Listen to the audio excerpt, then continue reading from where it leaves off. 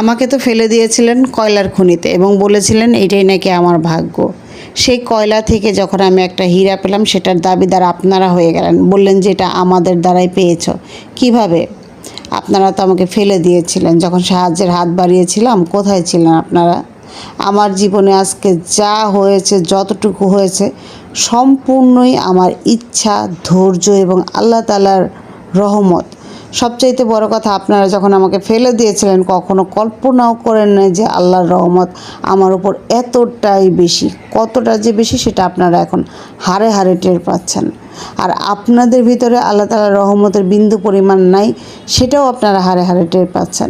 এখন আমি এই কথাগুলো বলতেছি, অনেকে বুঝতেও পারতেছে না, অনেকের কাছে রুড লাগতেছে। বোঝার দরকার নেই, শুধু শুনেন। বাস্তব জীবনে এরকম অনেক মানুষ পেয়ে যাবেন।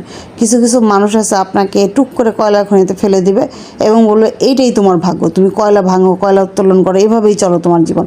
কিন্তু সেখান থেকে যখন আপনি একটা হীরা পাবেন বলবে আরে আমি তো ফেলছিলাম দেখেই তুমি পাইছো। সিরিয়াসলি, এটা আমার ধৈর্য, এটা আমার আল্লাহর দেওয়া পুরস্কার, আর এটা আমার ধৈর্যের পুরস্কার আমি মনে করি।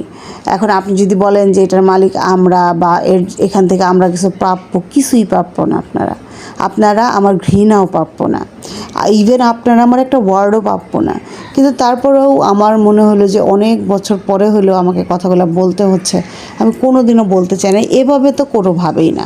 এখন কিছু কিছু মানুষের তো আবার বিন্দু পরিমাণ লজ্জাও নাই। এতটা নির্লজ্জ তারা যে আমি যতবার যত কথাই বলি না কেন, ইভেন আমি ফেসবুক প্ল্যাটফর্মে এসে বলি বা ইউটিউবে এসে বলি, কিন্তু তাদেরকে এগুলো শুনতে হবে।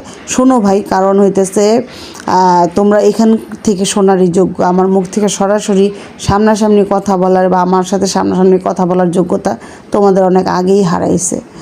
আর যারাই হইতেছে একটা মানুষকে সবসময় ছোট করে দেখো যে এর দ্বারা কোনো দিন কিছু হবে না, এর ভাগ্য খারাপ, হ্যান এর তেন, একটা কথা মনে রেখো, তোমাদের কাছে যেটা ভাগ্য খারাপ বলে মনে হয়, আমার কাছে এটা আল্লাহর রহমত বলে মনে হয়।